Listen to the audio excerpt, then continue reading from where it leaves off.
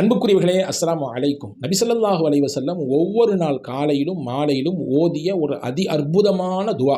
இதை தான் இந்த காணொளியிலே நான் தரப்போகிறேன். பெருமானார் ஸல்லல்லாஹு அலைஹி வஸல்லம் ஓதியதாக ஸாயிப் இப்னு யஸீத் ரலியல்லாஹு அன்ஹு அவர்கள் சொல்கிறார்கள். நசாயிலே இந்த ஹதீஸ் வந்திருக்கிறது.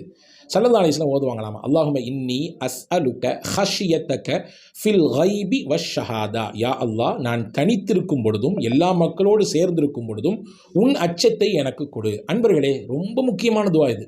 நம்மள பல பேர் கூட்டாளிகளோடு சேர்ந்திருக்கும் பொழுது, எல்லாரோடும் கலந்திருக்கும் பொழுது தப்பு பண்ணுறதில்லை, தப்பாக சிந்திக்கிறதில்லை, தப்பான வழிக்கு போகிறதுக்கு யோசிக்கிறதே இல்லை. யாராவது பார்த்தா ஏதாவது சொல்லிவிடுவாங்களோ, ஏதாவது பேசிவிடுவாங்களோ என்று பயப்படுகிறோம். ஆனால் தனிமையில் இருக்கும் பொழுது அதே சிந்தனை வருகிறதா?